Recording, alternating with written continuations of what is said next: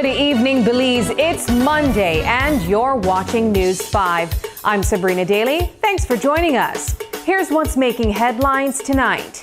Heartbreak on the island of Caulker, where a 19-year-old Belizean American, Kevin De Paz, was fatally stabbed during a violent altercation involving off-duty police officers. The community is in mourning, and serious questions remain unanswered. Meanwhile, in labor news, the Public Service Union has accepted the government's latest proposal, which includes a 4.5% salary increase. We'll hear from PSU President Dean Flowers on what this means for public officers. Up north, the sugar industry is under pressure as fusarium continues to devastate cane fields, made worse by severe flooding in Orange Walk District.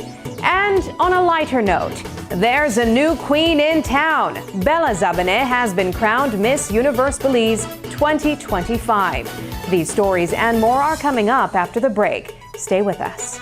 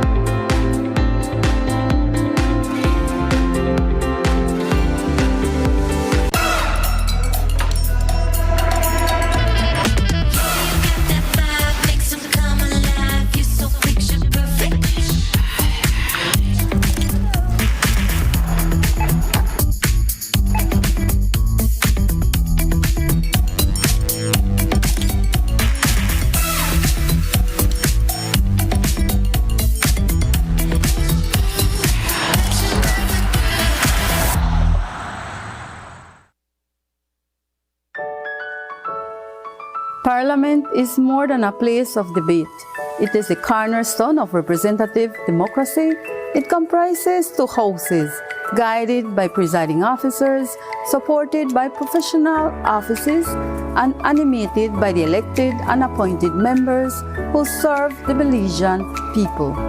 As clerk to the National Assembly, I serve as the Chief Procedural Advisor to both houses and the Administrative Head of Parliament's Secretariat. It is my role to ensure that the work of Parliament is conducted lawfully, efficiently, and with institutional integrity.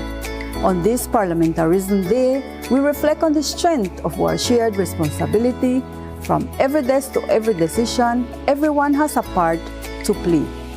As the Speaker of the House of Representatives for the National Assembly of Belize, it is a distinct privilege to preside over the meetings and to safeguard this space where democracy comes to life. On this International Day of Parliamentarism, let's work together in strengthening our parliamentary institutions and promoting public participation. To all parliamentarians and staff of the National Assembly of Belize, a happy International Day of Parliamentarism. The Senate is described as a chamber of sober second thought. It has the crucial task of oversight and scrutiny of the lower house and the executive branch of government. In leveraging its diverse membership, it considers and examines bills, motions, and papers, and conducts inquiries. As its president, it is an honor and a duty to ensure its business is conducted as per Constitution and standing orders, and its deliberations balanced and respectful. As Deputy Prime Minister and member of the House of Representatives, I'm entrusted with the responsibility to lead and represent the voices of the Belizean people. Within the framework of our parliamentary democracy, I work to advance our shared developmental goals through informed debate, policy advocacy, and decisive leadership, always with the aim to build a better, brighter, stronger, more equitable Belize. As leader of the opposition and a member of the House of Representatives, I am committed to upholding the principles of transparency, accountability, and good governance. Through active parliamentary scrutiny and constructive debate, I work to hold the executive to account and present alternative perspectives on national issues, ensuring that the voices of all Belizeans are represented in our democracy and that our legislative process remains fair, balanced, and inclusive. In my role as government senator, I serve as a bridge between national policy and legislative scrutiny. I work to ensure that every bill considered by the Senate advances the public good, reflects sectoral realities, and meets the highest standards of justice, coherence, and constitutional soundness. Serving as an opposition senator, I champion transparency and challenge legislation to ensure it serves everyone. I speak truth to power, amplified overlooked voices, and hold the government to account, one debate at a time. I am proud to be one of 4 independent senators who represent the voices of civil society, labor, business, and faith-based communities.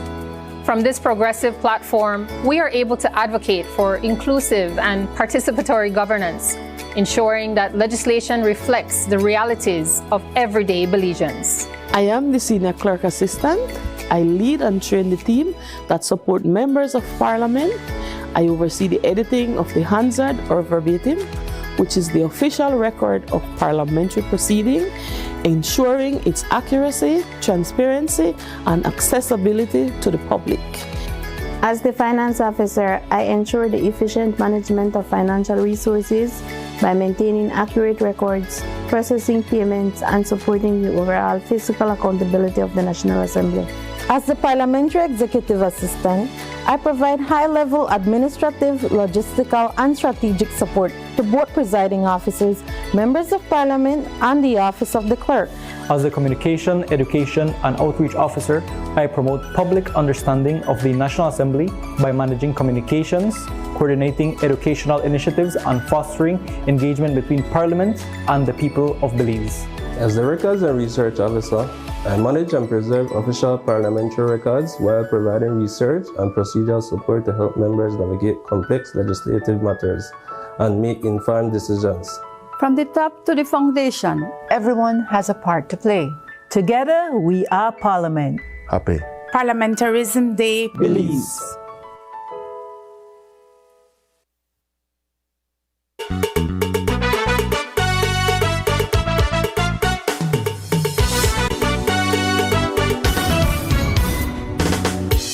This newscast is brought to you by the Belize Bank Limited. Our country, your bank. Welcome back. A tragic night in Caulker has left a family grieving and a community demanding answers. 19-year-old Kevin DePaz, a Belizean American just days away from beginning his journey with the U.S. Army, was killed in a violent altercation in the heart of the village. What began as a simple outing for food with a friend ended in a deadly confrontation, one that reportedly involved 2 off-duty police officers.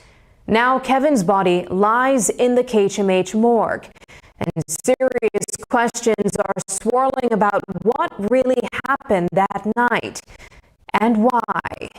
Assistant Superintendent Stacy Smith shares what police know so far. So far, what police have learned is that 2 off-duty police officers were in front of a fast food establishment when they observed a golf cart with male occupants stopping at their location, and one of the male occupants is reported to have shoved an individual who was similarly at the fast food stand. It is reported that the officers intervened to this ongoing altercation and the male persons would have departed. It is reported that that golf cart with the male person along with other male persons returned to the location shortly thereafter, and an altercation ensued between the off-duty officers and the occupants of the golf cart. The altercation resulted in the fatal stabbing of 18-year-old Kevin DePaz, the injury to one of the police officers by way of a stab wound, and another injury to the other officer, as well as the injury of Canol, who is reported to be in a stable condition, and another male person, Nishan Allen, that was in the group, who is reported to be in a critical condition. The police's investigation into this matter continues. The commissioner has emphasized the need for a thorough investigation to be conducted both by the Major Crimes Unit of the Police Department and the Professional Standards Branch. Commissioner Rosado has also reached out to the family of the victim in this incident and is heading out to San Pedro, to Caulker, in relation to this incident. Heartbreak and outrage continue to ripple through the island community of Caulker following the tragic death of 19-year-old Kevin DePaz. What was supposed to be a peaceful night turned deadly in the early hours of the morning when a fight broke out near Pueblo Nuevo Street. 2 off-duty police officers reportedly stepped in, but instead of calming the situation, the confrontation escalated. Kevin was fatally stabbed and 2 others were injured. Now, serious questions are being raised about public safety and the role of law enforcement in this deadly encounter. News 5's Brittany Gordon has the details. He had just returned to Belize. 19-year-old Kevin DePaz, full of promise and preparing to serve in the U.S. Army. But less than a month after coming home to visit family, his life was tragically cut short. Around 2:30 a.m., what began as a night out with friends turned violent.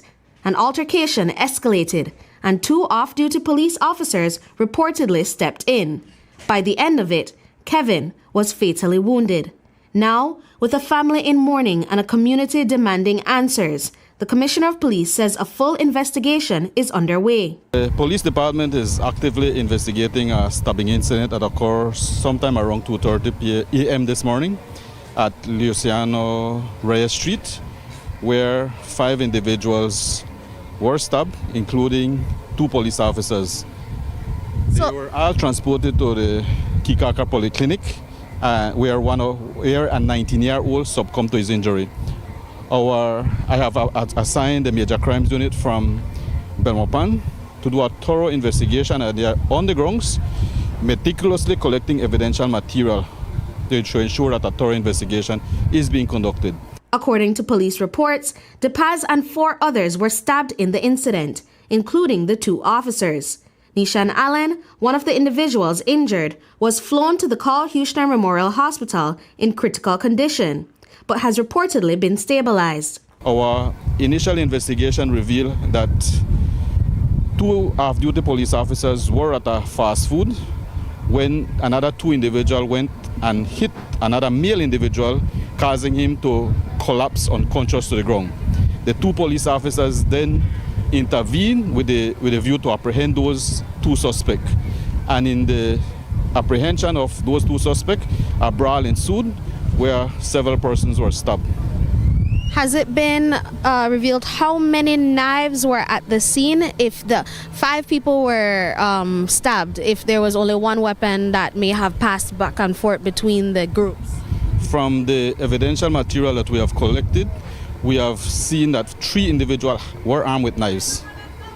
And can we confirm whether those individuals were from both parties? Yes, from both parties. Earlier this year, police officers underwent specialized training to help them de-escalate tense situations, especially those involving individuals with mental health challenges or erratic behavior, without resorting to lethal force.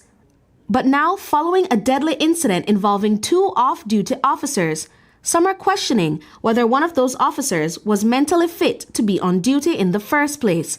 Commissioner of Police Dr. Richard Rosado has responded, saying both officers are in the right state of mind. Still, the questions linger.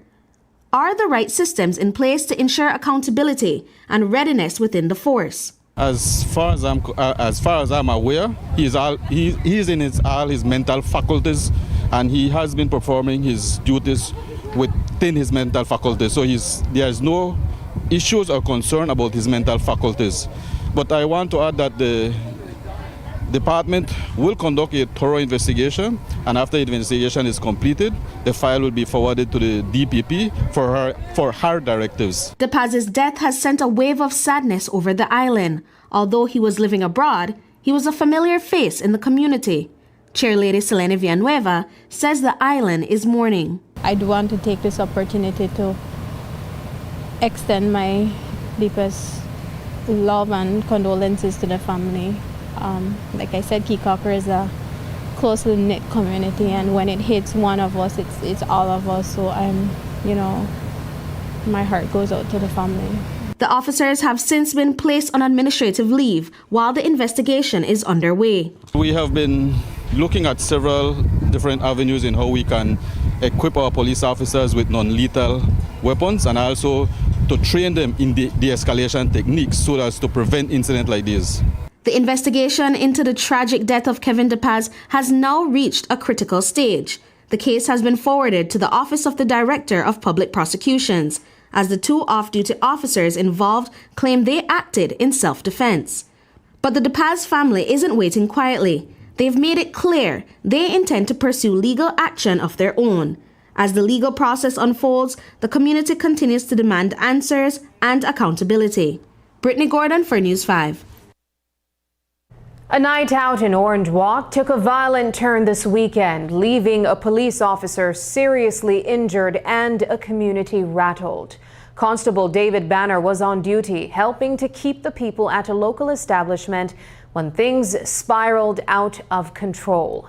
A group of men reportedly tried to force their way in, and what started as a confrontation quickly turned into chaos.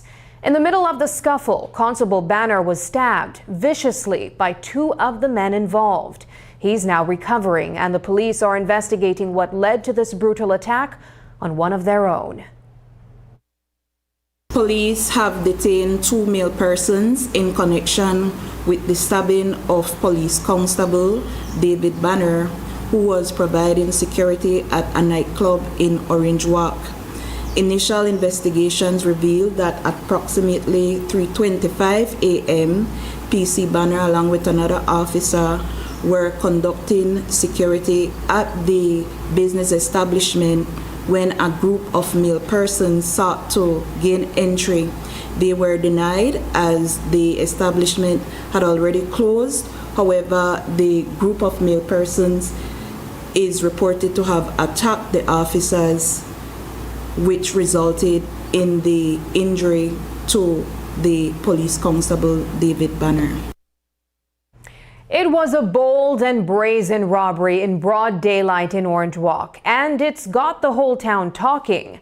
Just after 1:30 p.m. on Friday, employees of AAA Imports were traveling along Arthur Street when their vehicle was suddenly blocked by an SUV.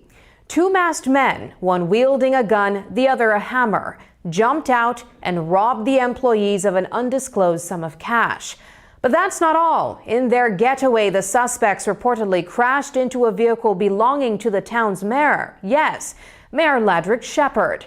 Police have since detained one person and are actively investigating whether this could have been an inside job. While no conclusions have been made, authorities say the way the robbery unfolded raises serious questions.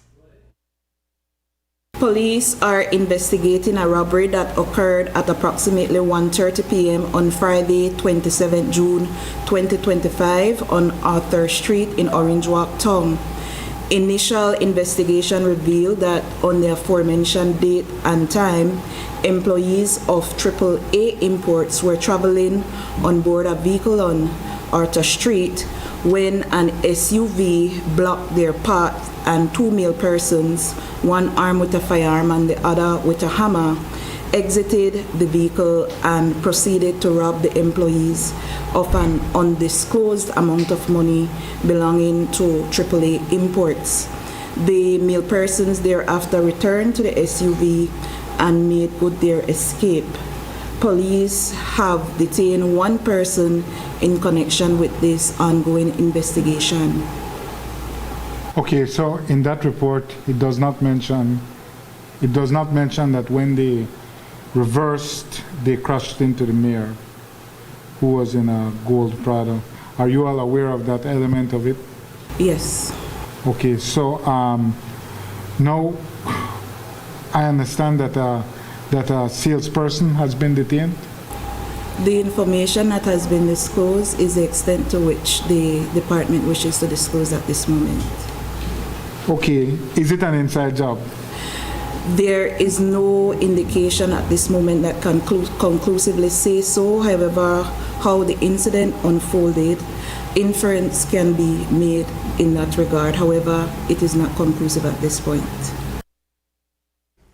It was a startling scene near one of Belize City's most iconic landmarks. Just after 4 p.m. on Saturday, gunshots rang out at the foot of the swing bridge, right in the middle of the afternoon hustle. A man standing on the North Front Street side was reportedly targeted by someone aboard a passing boat. The shooter fired multiple rounds before speeding off toward Belle China Bridge. No one was hurt, but the boldness of the attack has police on high alert. And now they're looking for a man who might have answers. Here's what we know so far. At approximately 4:00 p.m. on Saturday, 28 June 2025, police responded to reports of shots being fired near the foot of the swing bridge in Belize City.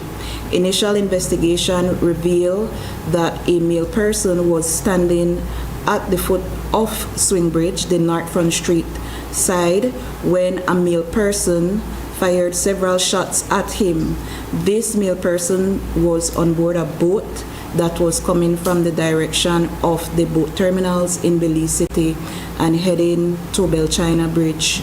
The boat and the male persons on board successfully escaped. Was there a known target? Police are currently seeking one male person who they believe can assist with this investigation. Reports we received was that the weapon used resembled a semi-automatic or an automatic rifle, and that it had an extended clip. Do you all have that information? We have heard that indeed, and I must say that no scene was established because of the location where it occurred, so we are unable to say what caliber, what type of weapon was used in the incident. However, that is information that has come to the police, and one of the reasons why we are seeking a particular individual in connection to this incident. A tragic accident on the Thomas Vincent Ramos Highway has left one family mourning and another community searching for answers. Police responded to a distressing scene near mile 45 on southern Belize, where two young men, 19-year-old Aaron Cowell and 20-year-old Jeffrey Cowell, were found injured after a traffic accident. Both were rushed to the Independence Polyclinic, but sadly, Jeffrey Cowell, a resident of San Isidro Village, did not survive. Initial investigations reveal a painful irony. Jeffrey was reportedly the one driving the motorcycle that struck Aaron. Tonight, police are still working to determine the full circumstances, including whether alcohol or the lack of a helmet played a role. Assistant Superintendent of Police Stacy Smith spoke with reporters earlier today. Police responded to reports of a traffic accident near mile 45 on the Thomas Vincent Ramos Highway in southern Belize. Upon arrival at the scene, officers observed 19-year-old Aaron Cowell and 20-year-old Jeffrey Cowell with varying degrees of injuries. Both male persons were rushed to the Independence Polyclinic for treatment.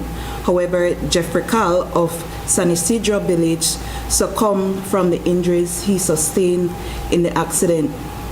Initial investigations revealed that Aaron Cowell was walking near mile 45 on the Thomas Vincent Ramos Highway heading to Bella Vista when he was hit by a motorcycle being driven by Jeffrey Cowell. Was alcohol a factor? Do you all know at this point? At this point in time, we cannot confirm or deny whether that was a factor. Was the victim wearing a helmet? I have also sought to ascertain that information, but unfortunately I have not been able to do so thus far. Coming up, public officers accept GOB's 4.5% deal, but with caution. More when we return.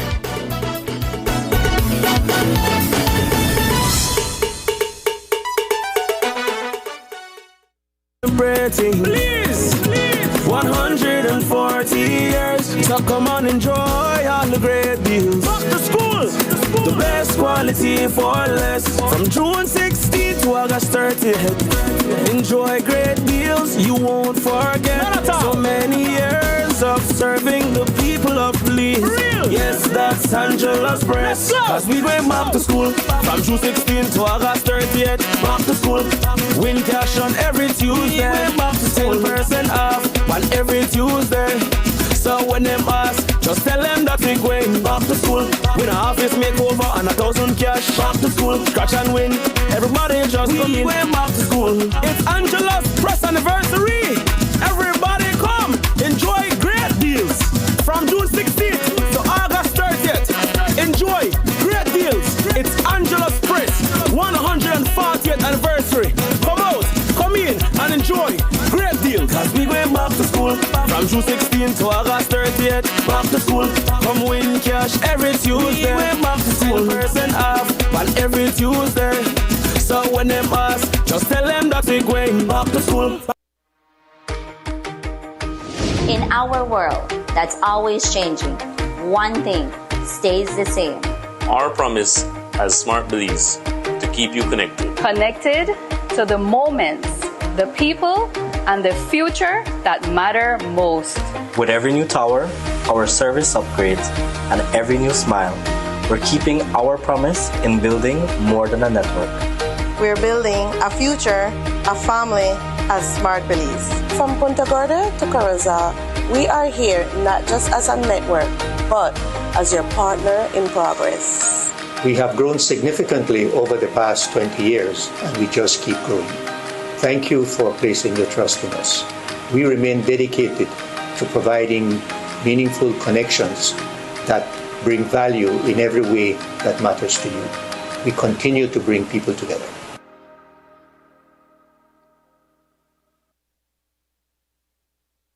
Belize's public servants have spoken, but what are they really saying? In a recent vote, more than 75% of members of the Public Service Union agreed to accept the government's latest salary and increment proposal. On the surface, it looks like a clear win for compromise and progress.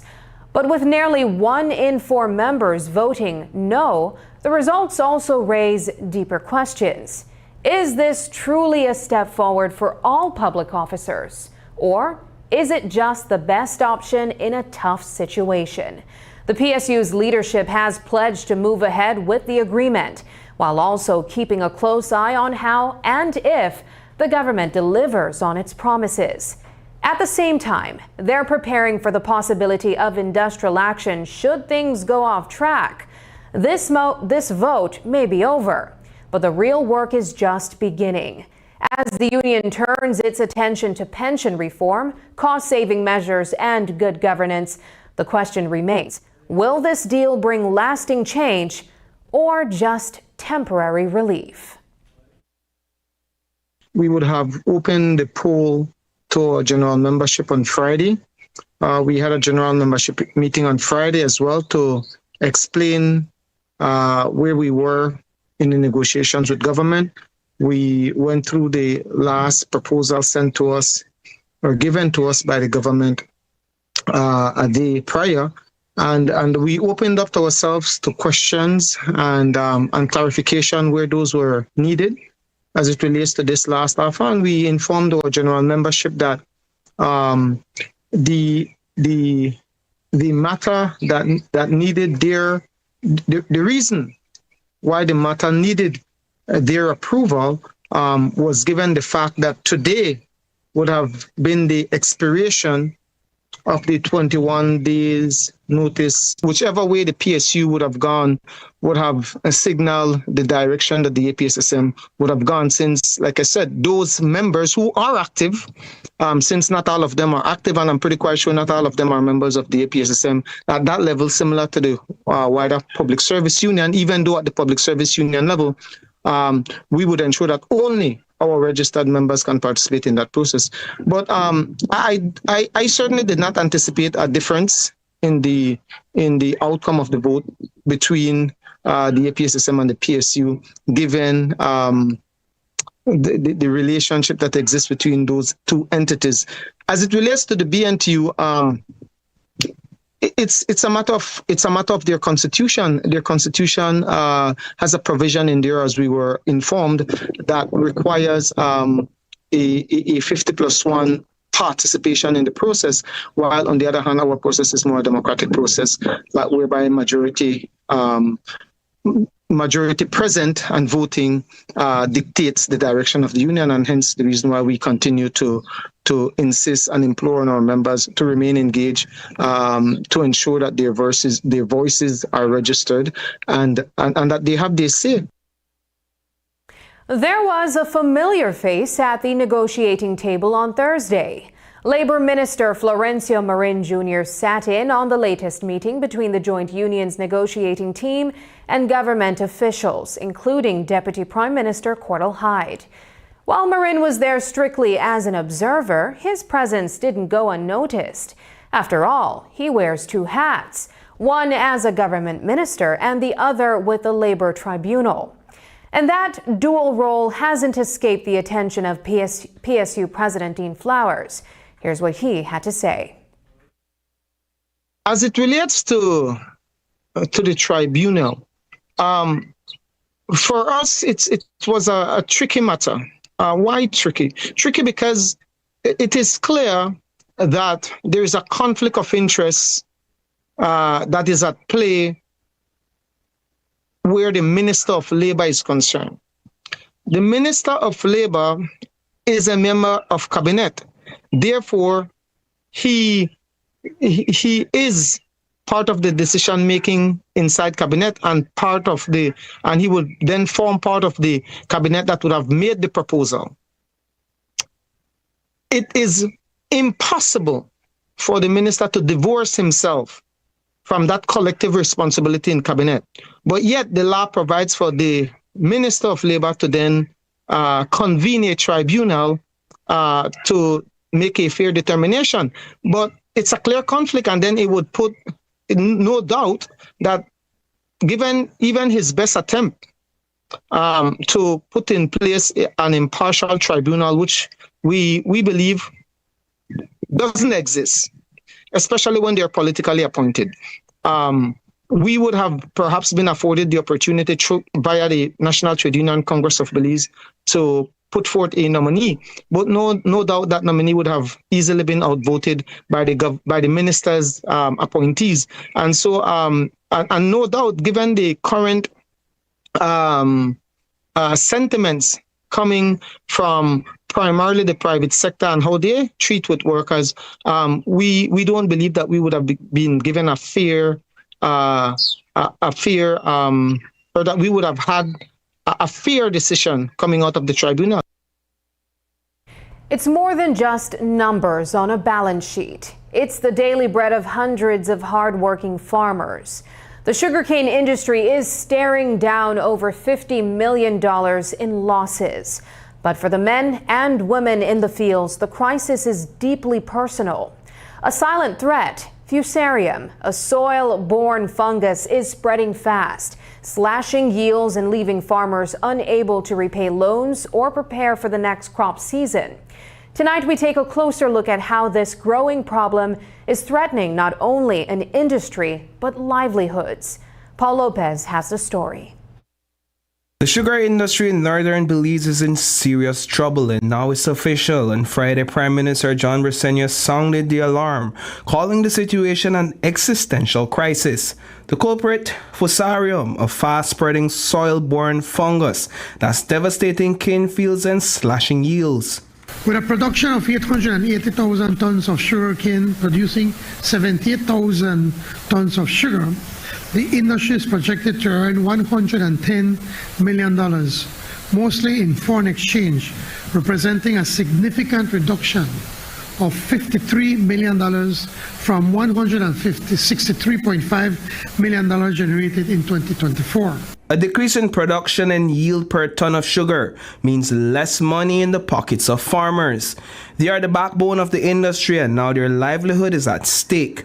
Chairman of the Corozal Sugar Producers Association, Vladimir Puk, says the full extent of the damage has yet to be assessed. Right now with some numbers, but I am more than surely that it is more than we expected.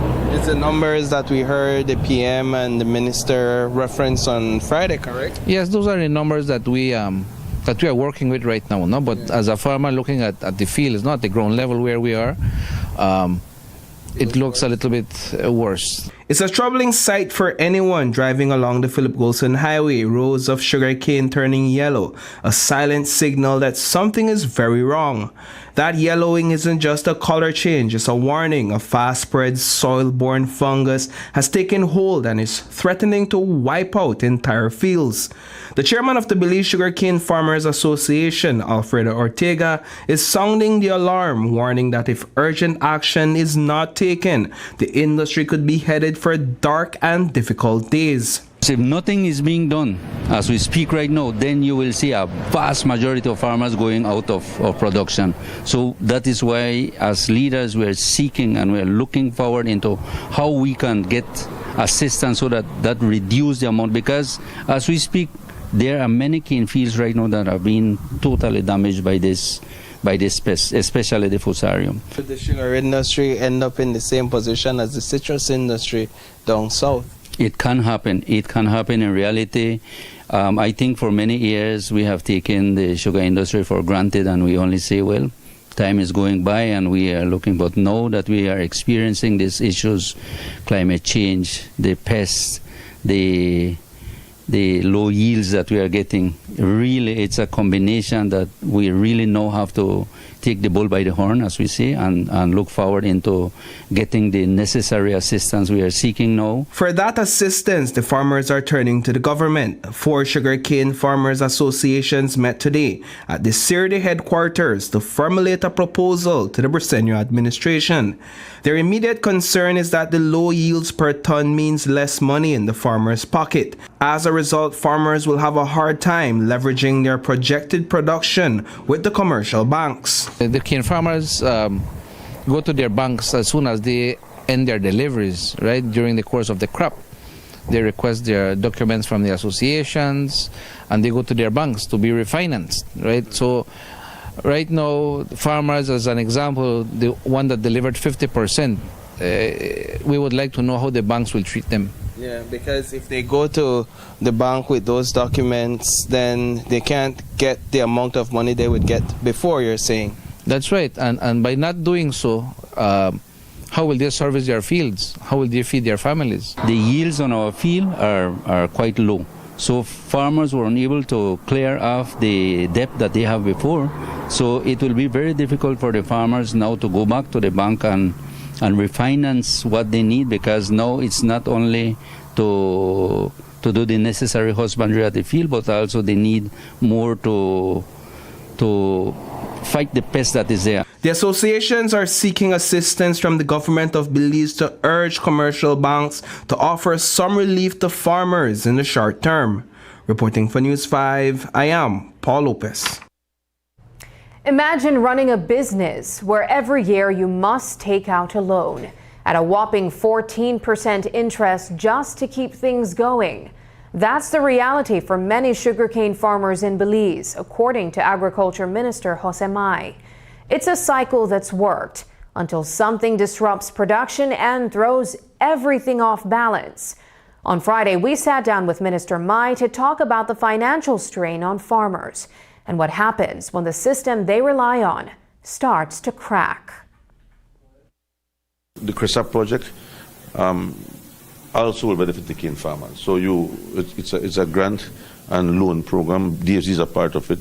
Limokalaya Credit Union is a part of it. So the farmers have access to that. But DFC will have to play a very important role. Why? And I said this yesterday at the meeting we had with the cane farmers. The banks have no interest in helping anybody. The banks are not here to help anybody. The banks are here to make money. Right? So if you have a disease or not, I'm not interested. I want 14% interest, and that's what I charge. Can you imagine operating your cane fields, loans at 14% interest, and every year you go back to borrow money for the same field? It's just killing the industry. So we have to make a move. One of the what has been discussed is the moving of farmers to a bank that will be more farmer friendly and interest friendly, because who can survive in this day and age producing food at 14% interest? No one. After the break, weekend flash floods displace families in Orange Walk. But first, here's the latest weather update from the Belize Met Service.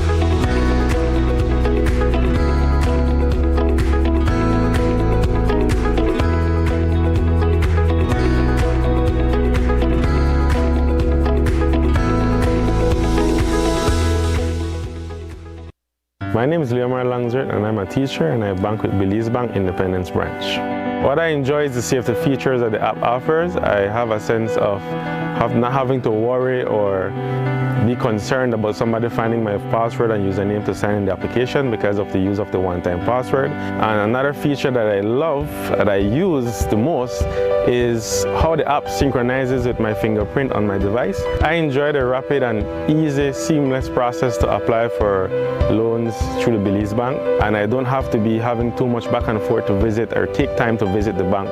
They also start to offer the online applications through the app for loan applications, which I believe is very neat.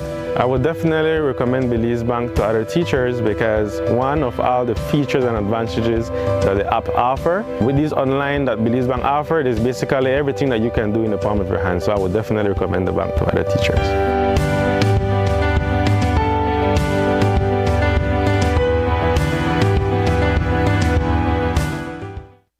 Are you ready for KTV The Remix Season 7? The stage is set, the lights are on, and the voices are coming back stronger than ever.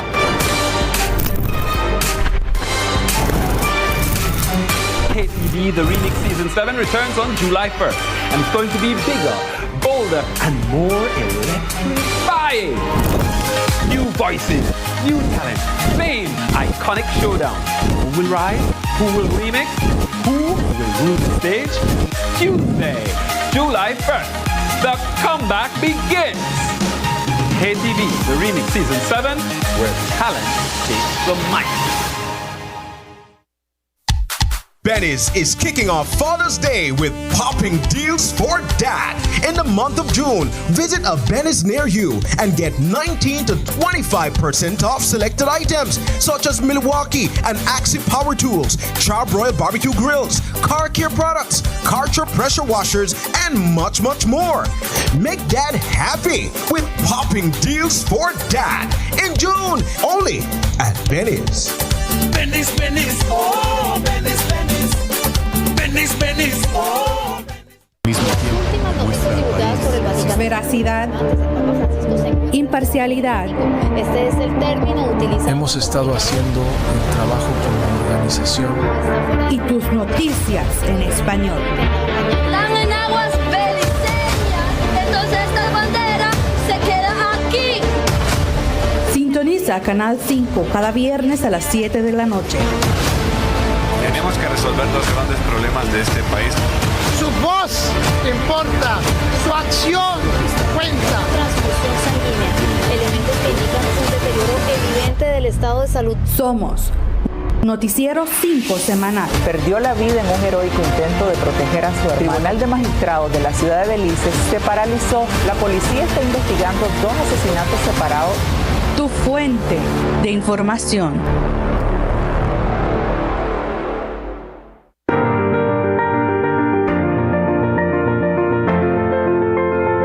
LG dual inverter compressor cools air faster by operating at speeds as high as 120 Hz with more stability compared to conventional models.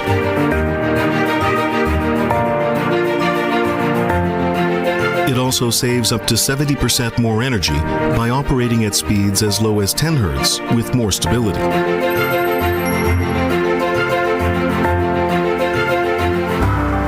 It reduces torque vibration down to 40% for quiet outdoor unit operation. Stable operation with low vibrations also results in increased durability.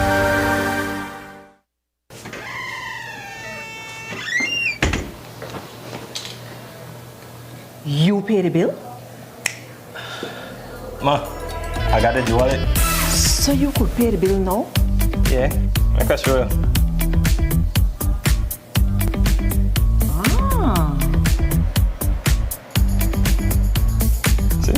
Easy.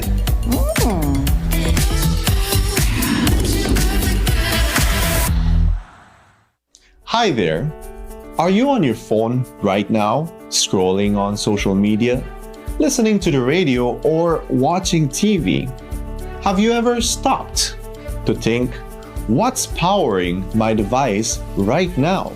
You see, electricity is essential for everyday life, powering our homes, businesses, transportation, and of course, that one binge-worthy series that you just can't stop watching.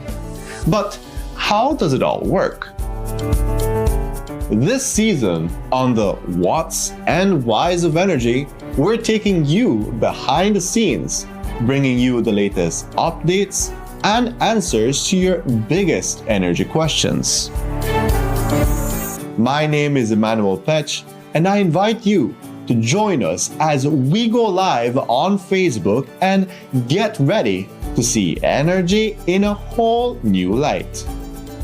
Like, share, and follow us to be part of the conversation. Belize Electricity Limited, providing you safe and reliable power when you need it. Stop wasting your time and money. Come to Publix, where every dollar counts. So why shop anywhere else? Find the freshest fruits and vegetables handpicked for your family. Need something quick and delicious? Our ready-made rotisserie chicken is hot and ready to go. And with Publix rewards, you save big while shopping for everything you love and need. Publix, fresh, affordable, for you. Serving Belizean families for 27 years. Life is full of precious moments worth cherishing. Moments that shape our present and lay the foundation for our future. But amidst life's beautiful tapestry, there are uncertainties we must confront.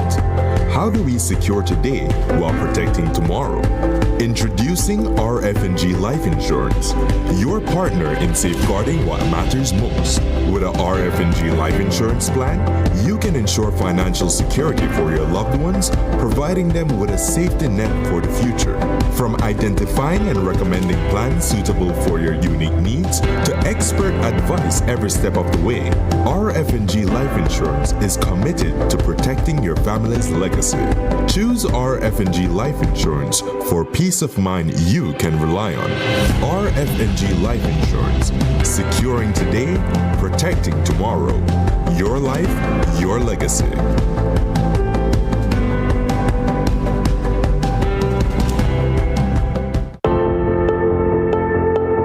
This 2025 Atlantic hurricane season, your Belize City Council has taken early and decisive action to help mitigate the impacts of flooding.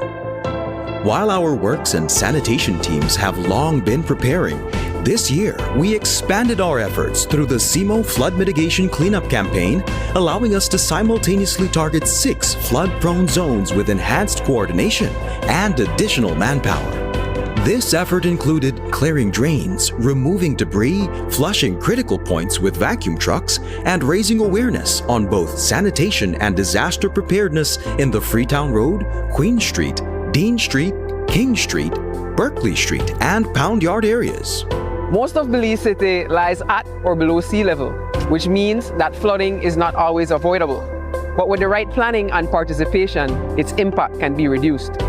While our efforts have prioritized these high-risk zones, we want to reassure residents that drainage works are also being carried out across other parts of the city as part of our ongoing maintenance plan. We understand the risks that come with every hurricane season. That's why we've taken a proactive approach, investing in real underground work to keep our residents safe. This is more than a seasonal response. It's part of our broader flood mitigation and disaster readiness strategy. Because building a safe, resilient city is a year-round commitment.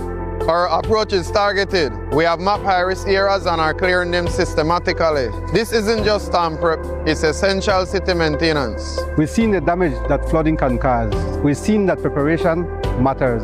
When both residents and council do their part, we make Belize City better prepared for whatever the season brings.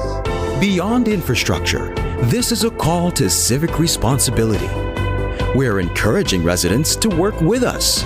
I know that the rainy season is about to come, and whenever it rains, this whole area, the water stop and stay here because the drain clog, and all the water need is a little path for it to run to find a way out. So I realize the people that don't take care right. I try to at least find a way for the water run out because it affects me tremendously.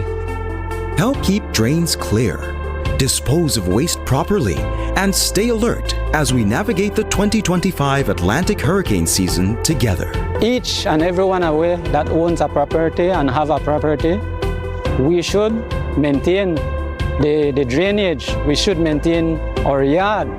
You know, that's basic. And I see nothing wrong in maintaining the yard. We get up every day for grass. I pick up, I keep my rake, I keep my stone there, you know. We're hard in that. Mitigation starts at home. Every household should be ready. Know where your nearest shelter is. Help to keep the drains around your property clear.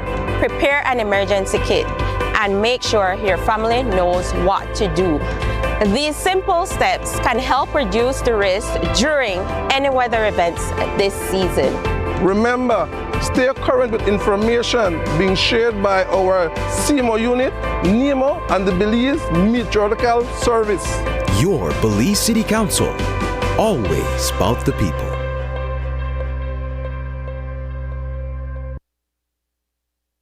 It was a dramatic end to the week in the north as torrential rains turned the Orange Walk district into a scene of chaos and concern.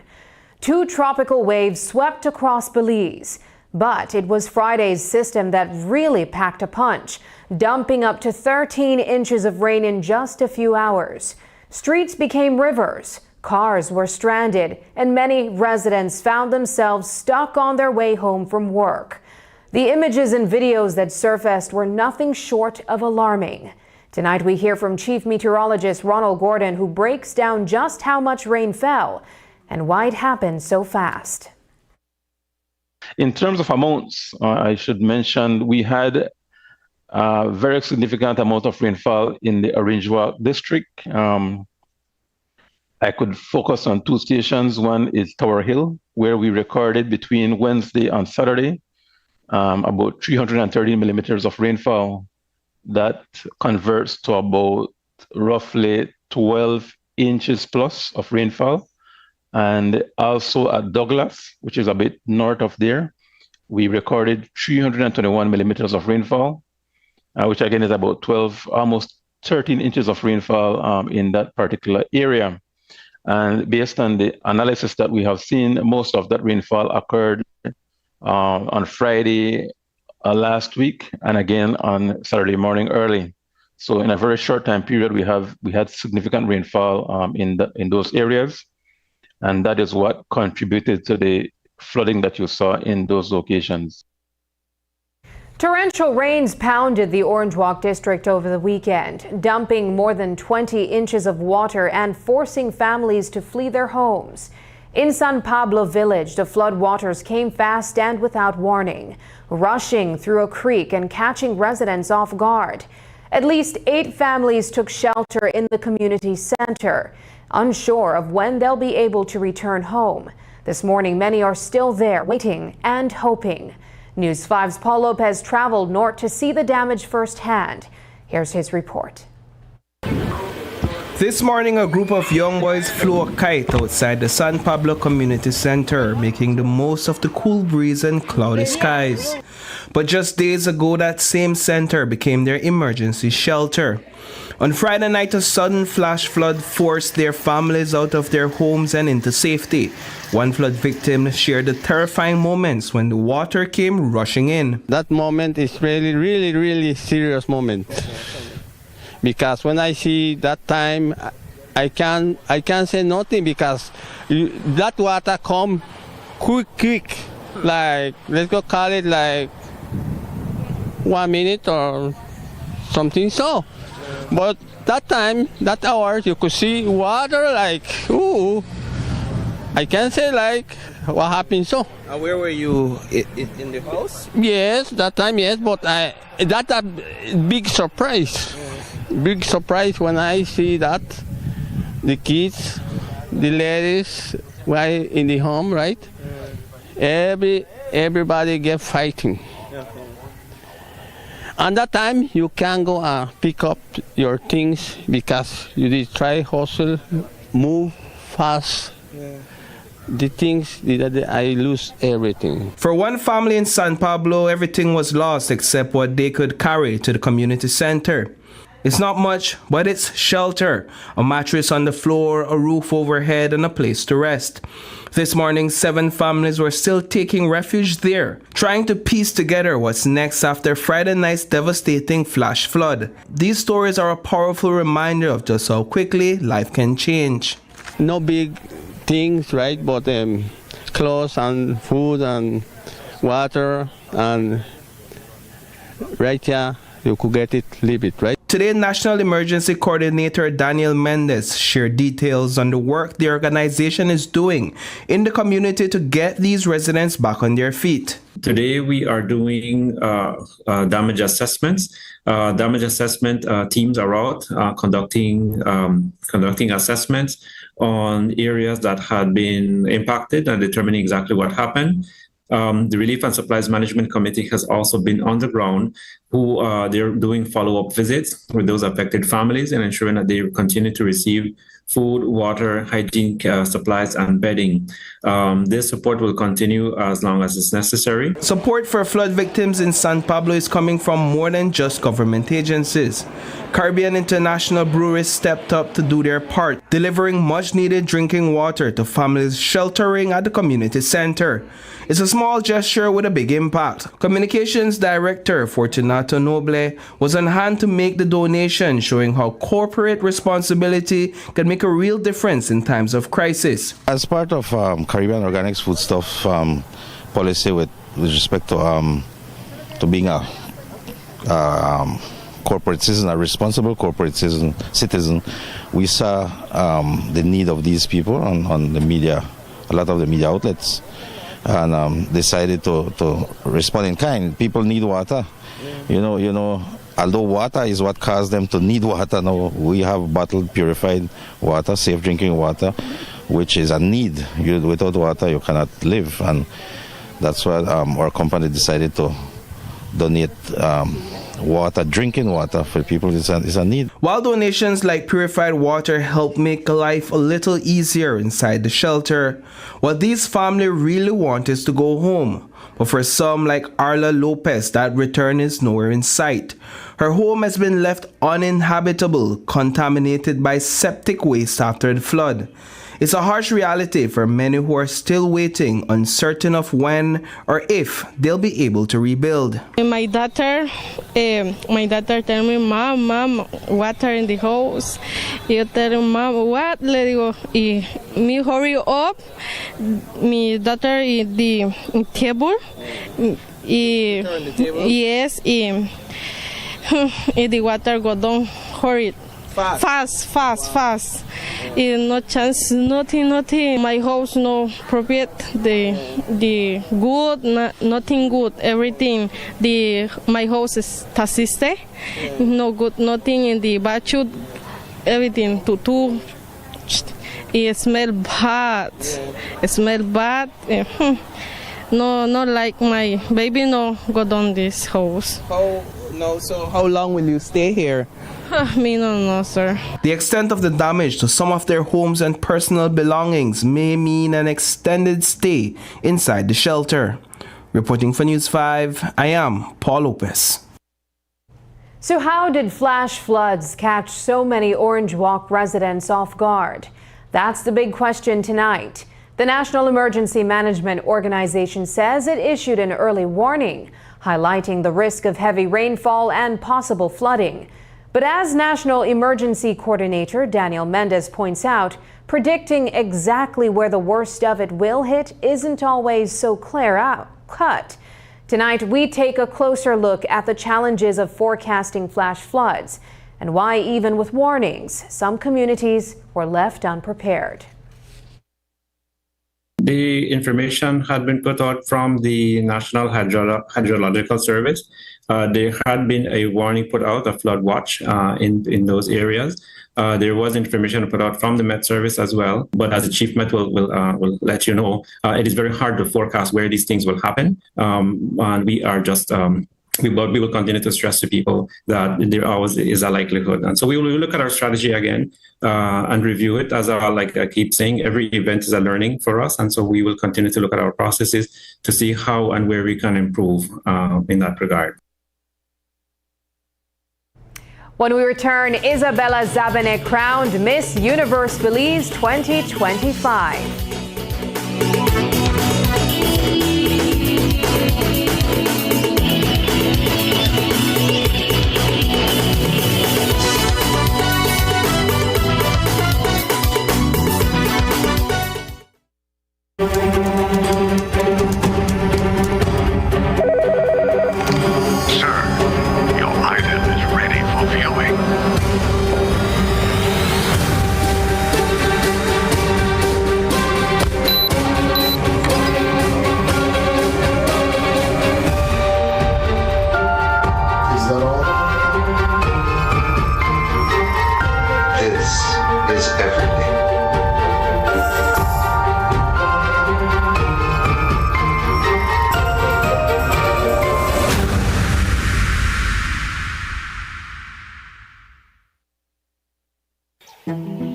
everyone dreams.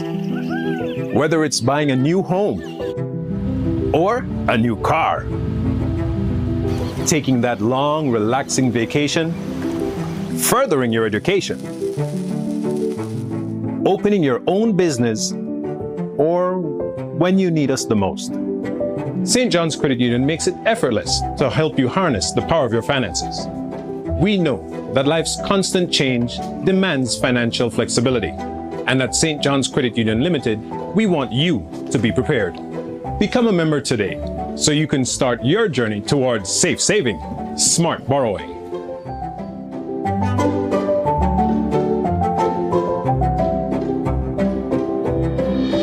St. John's Credit Union is the leader since 1946. They work harder.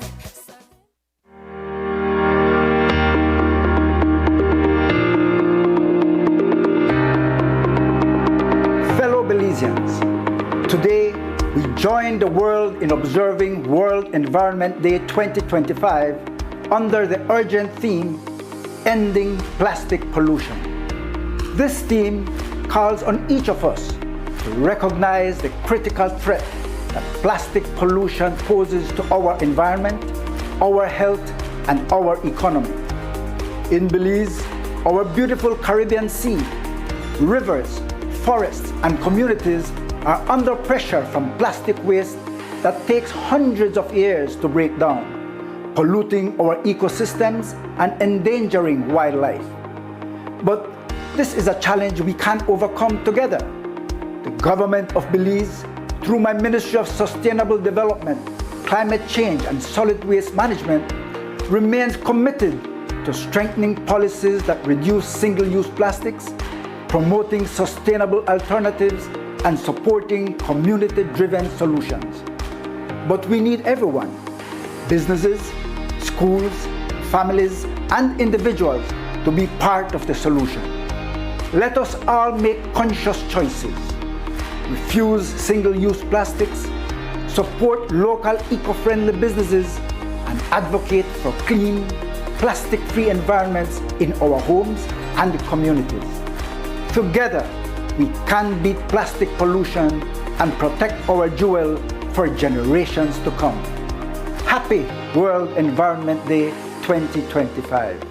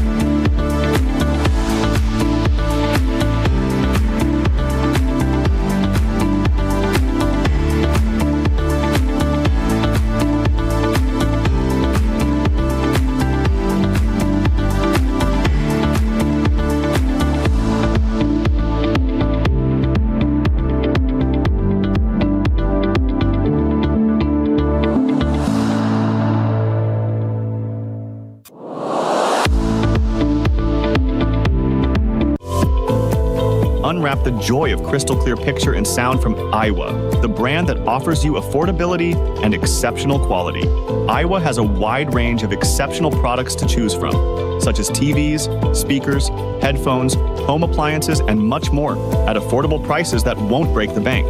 Enhance your audio-visual entertainment experience with Aiwa, and for your convenience, parts are readily available in country for hassle-free maintenance.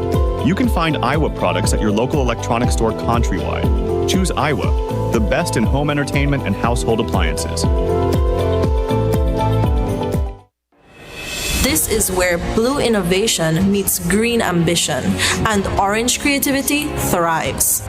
Join us for the Belize Investment Summit 2025, September 3rd to 5th at the Sunset Carib in San Pedro. This is the future of regional integration, and it starts here. Whether you're returning home, expanding regionally, or entering new markets, Belize welcomes you. Why Belize? Why now? Belize Investment Summit 2025. Bridging markets, building resilience. September 3rd to 5th, Sunset Carib, San Pedro. Visit investmentsummit.bz to register and be part of shaping the investment frontier. In our world that's always changing, one thing stays the same. Our promise as Smart Belize to keep you connected. Connected to the moments, the people, and the future that matter most. With every new tower, our service upgrades, and every new smile, we're keeping our promise in building more than a network. We're building a future, a family as Smart Belize. From Punta Gorda to Carazal, we are here not just as a network, but as your partner in progress. We have grown significantly over the past 20 years, and we just keep growing. Thank you for placing your trust in us. We remain dedicated to providing meaningful connections that bring value in every way that matters to you. We continue to bring people together.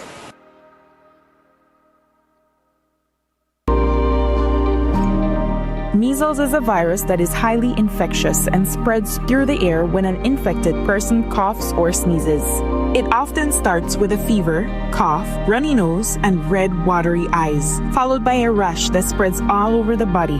Measles can cause serious complications. But here's the good news. Measles is preventable. The safest and most effective way to protect your child is through vaccination. The MMR vaccine is safe and available at your nearest health centers and clinics. Let's keep our families and communities safe. Get vaccinated. Stay protected. Brought to you by the Ministry of Health and Wellness in partnership with PAHO and UNICEF.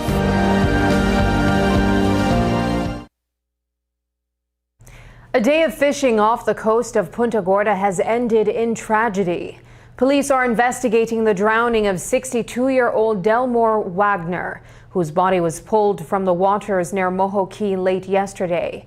According to reports, Wagner, who was reportedly intoxicated, entered the water and never resurfaced. Fellow fisherman David Wade alerted authorities after the group's search ended in grief. Wagner's body, which showed no signs of abrasions, was taken to the Punta Gorda hospital, where it now awaits a post-mortem examination. Police say it's too early to determine whether foul play was involved. David Wade, Belizean fisherman, visited the Punta Gorda police station and reported that sometime after 5 p.m. earlier that day, he was at a fishing camp located at the end of Moho Key, along with Delmore Wagner, 62 years old, and other fishermen. Wagner, who was reportedly intoxicated, is reported to have went into the water and failed to resurface. Searches were conducted in the water, and some hours later, the unresponsive body of Wagner, which displayed some abrasions, was retrieved and subsequently transported to the Punta Gorda hospital, where it now awaits a post-mortem examination. Is there any foul play suspected? The autopsy, the post-mortem examination will determine that. However, there were indeed some abrasions observed to the body. However, it is not known how those were sustained at this point in time. A terrifying break-in on the south side of Belize City has left a family shaken and police preparing to lay serious charges. Just after 4 a.m. on Saturday, a man allegedly broke into a home with the reported intent to assault an 11-year-old girl. According to police, the suspect was confronted by a woman in the house after she was awakened by a commotion. What happened next was even more disturbing. He reportedly attacked her and her husband, knocking them both unconscious. Thankfully, a male relative living downstairs heard the noise and rushed in, forcing the intruder to flee. Police are preparing to prefer charges against an unemployed Belizean in connection with a burglary that occurred at approximately 4 o'clock a.m. on Saturday, 28 June 2025. This male person is alleged to have entered a residence located on the south side of Belize City with the apparent intention to rape a 11-year-old female minor therein. One of the occupants stated that she was awakened by a commotion, and upon inquiring, she saw a male person in her residence who proceeded to assault her and her husband, rendering them both unconscious. A male relative who resides at the lower flat of that residence was too alerted by the commotion and intervened, causing the male person to run off. The intruder, as we understand it, was already had already made himself naked in front of the child. Had this person also disrobed the child? The investigation is ongoing and the information will be disclosed as it becomes necessary to be disclosed. Okay, so now because of the nature of these things, it's a burglary because of how crime is classified, right? Once you enter, etc. Was there any indication of how the person entered the home? Was it someone who had familiarity with the family? Are there any known suspects? The suspect has been detained. He's currently in police's possession and police's custody, and the suspect is one that is known to police for incidents of this nature.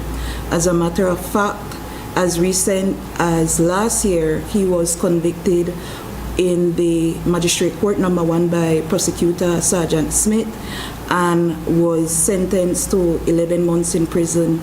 I have been advised that he was released in May of this year.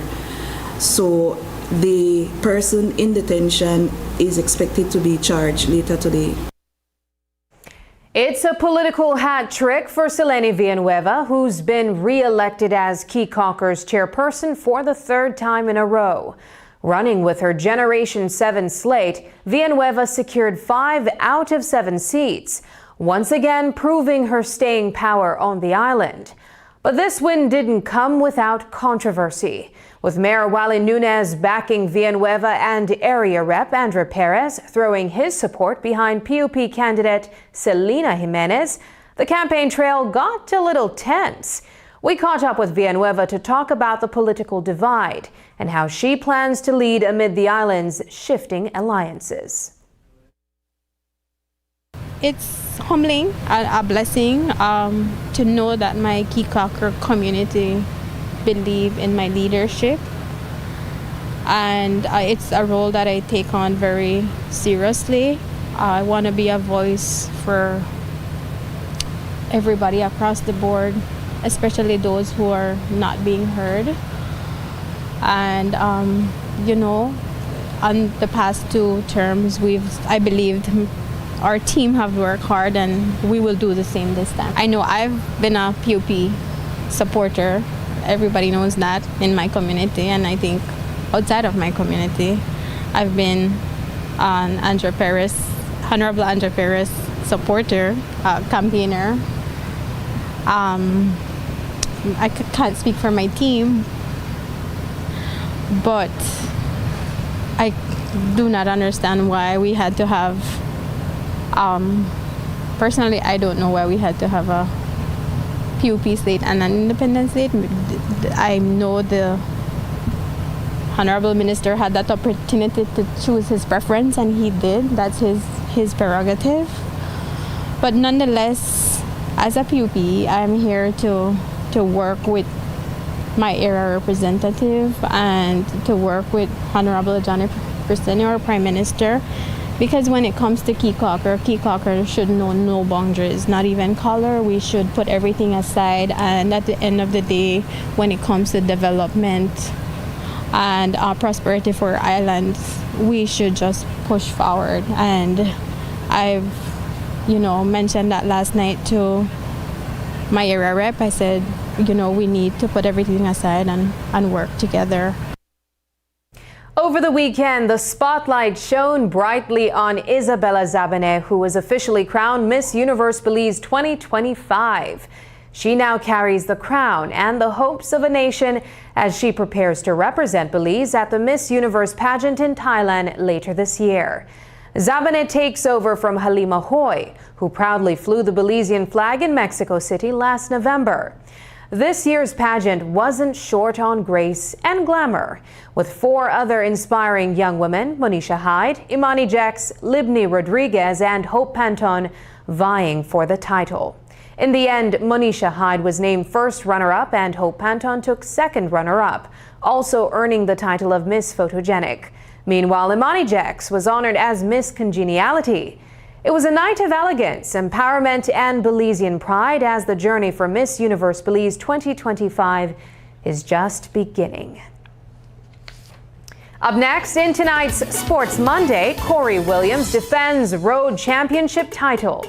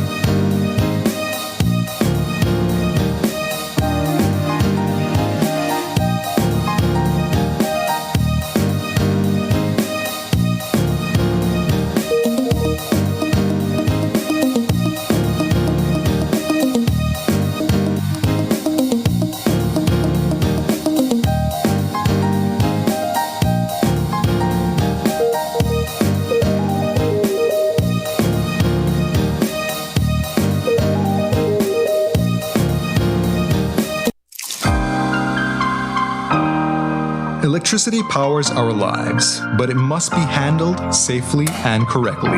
That is why it is not only important, but essential to be a licensed wireman. Being licensed means you are trained, tested, and trusted to do the job according to acceptable industry standards.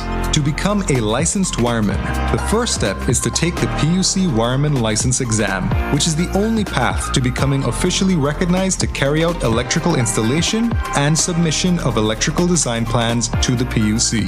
PUC's Wireman License Exam provides evidence that the applicant possesses the necessary knowledge and expertise to be licensed in a specific profession or for a specific scope of work, assures the public that the person passing the exam is qualified to practice within the scope of the license without causing electrical safety concerns to the public.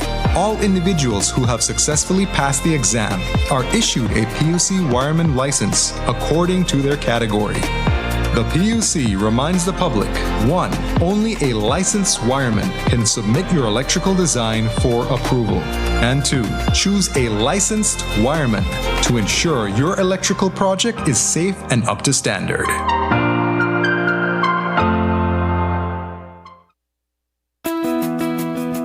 La formación del Centro Neurológico del Hospital Galenia es que esas enfermedades que son altamente complejas y que muchos de nuestros pacientes tenían que emigrar hacia otra parte de la República u otra parte de México ahora puedan ser atendidos aquí. La atención quirúrgica en el centro neurológico se forma dentro de un grupo multidisciplinario que incluye tanto neurólogos, médicos internistas, ortopedistas, neurocirujanos, pediatras. Y este esfuerzo que se ha realizado para conjuntar todos los especialistas es para siempre brindar al paciente un abordaje multidisciplinario y transversal. Evidentemente, mientras más rápido podamos llegar al diagnóstico de los pacientes, más rápido podemos tratarlos, resolverlos y por ende mejor resultado vamos a tener al final. Entonces creo que la prioridad y el fundamento principal de un proyecto como este es justamente eso, que no se pierda tiempo de forma innecesaria para poder al final del día llegar al mejor de los resultados con un tratamiento completo, integral y oportuno. Y las visiones desde diferentes perspectivas nos permiten tener pues el mejor tratamiento y la mejor opción para el paciente. tenemos la capacidad técnica, operativa, profesional y la infraestructura de poder establecer una atención neurológica de alta calidad.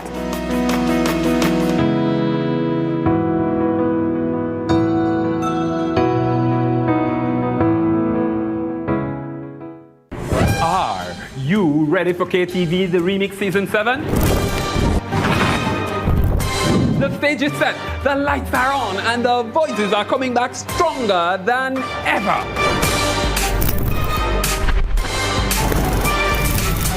KTV The Remix Season 7 returns on July 1st, and it's going to be bigger, bolder, and more electrifying.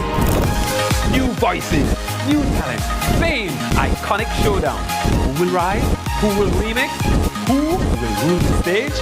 Tuesday, July 1st. The comeback begins! KTV, The Remix Season 7, where talent takes the mic.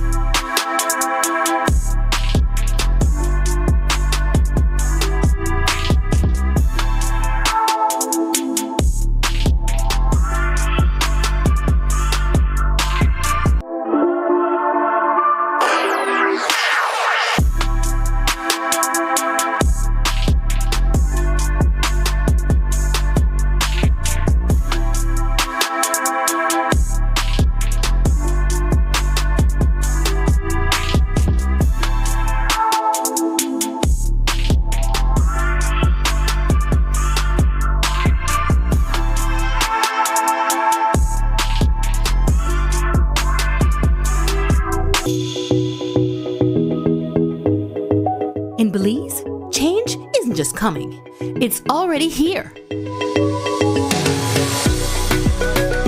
When people have tools, knowledge, and power, they build the future they want. This is what a game-changing partnership looks like. Equal, lasting, and led by the next generation. From greener choices to inclusive growth and innovation, Belize and the European Union are shaping tomorrow together. Every action, every voice, every breakthrough, it's all a part of the same story. Game changers, empowering the future. Follow the EU and Belize to discover the game changers.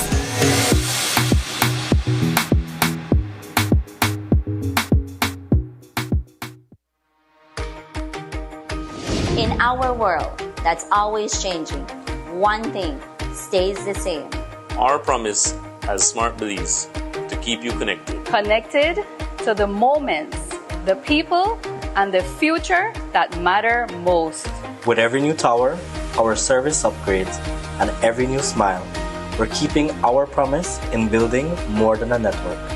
We're building a future, a family, as Smart Belize. From Punta Gorda to Caraza, we are here not just as a network, but as your partner in progress.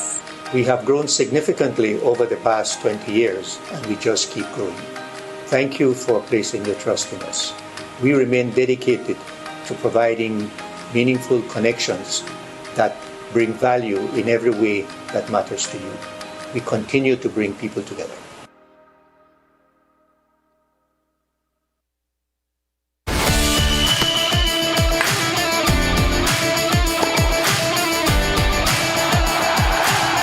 Good night. Welcome to this week's installment of Sports Monday. I am Paul Lopez bringing you the latest from across the country. Tonight we begin with the race for the National Road Championship. This is the male elite category at their starting point in Roaring Creek Village as they geared up for a 70-mile race west through the hills of San Antonio Village and back to Roaring Creek. Under 23 and some master riders rode the same distance. Among the riders are names like brothers Corey and Justin Williams, Jivin Gonzalez, Eric Track, Derek Chavaria, and the likes. Leaving Tikettle Village heading west, Corey Williams leads a small chase group going after lead rider Justin Williams. The main peloton behind them is on the chase as well. Going into San Ignacio, one lead rider, young Jalen Briseño, was holding a 40-second gap between the main field of riders. Going into Tikettle Village, the race is down to three riders playing cat and mouse and testing legs. Jalen Briseño was dropped. A mile from the finish line, Chavaria launched an attack. William gets out of the saddle and Gonzalez does the same. The pace picked up to 30 miles an hour. Chavaria, Corey Williams punched the turbo button and Gonzalez did not hesitate to respond. It was an all-out sprint to the finish line, with Williams ultimately defending his title for back-to-back championships. Back on the bike for the road championship in the women's category, Kaya Katus and her return was spectacular. She secured the title, reminding everyone that she still has what it takes. From cycling action, we take you to the capital city for the revenge match of the season. The Capital City Kings took on Kaya Western Ballers. Here are some highlights from that overtime thriller. Western Ballers led by as many as 7 at the end of the first quarter, with 21 points to their opponent's 14, and they were able to maintain that lead throughout the entire first half. We are going to fast forward this one to the final quarter. The tides had turned for the Kings as they were in the lead by 8 points entering the fourth and final quarter. Here we are in the last 4 minutes of this one. Down by 1 point, Western Ballers Jaheim Sego goes to the free throw line after being fouled in the act of shooting. He makes both free throws and Ballers take the lead by 1 point, 80 to 79 points ball game. Jaheim Sego slipped under the rim, but Darnell Oden dared to clean up and further extend the lead. Oden again big on the inside, a 5-point lead for the Ballers with 3.5 on the clock. Clutch 3 from Jaden Lopez to tie the game at 84. 1 minute left on the clock. It's an 88 to 87 ball game. Ballers down. Alric Nicholas finds the opening and drives to the rim and gets the clutch bucket. Ballers up by 1. Kings in possession. John Kelly tries to go up over Nicholas and draws the foul. A chance to tie the game or take the lead with 40 seconds on the clock. Kelly catches the first and misses the second, sending it into overtime at 89 points apiece. The Kings scored 12 points in overtime while holding the Ballers to 9. It was a successful revenge match for the Kings, winning the game with 101 points. Ballers finished with 98.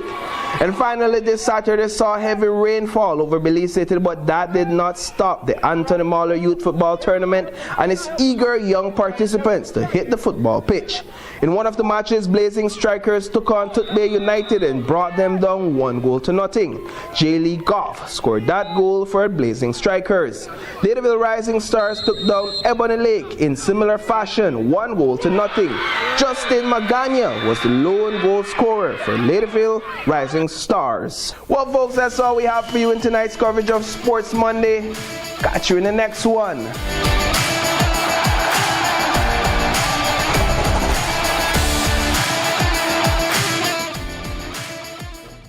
And that's the news. Tonight's broadcast is available at greaterbelize.com, on our Facebook, and on YouTube. I'm Sabrina Daly. Thanks for joining us, and from all of us here at News 5, good night.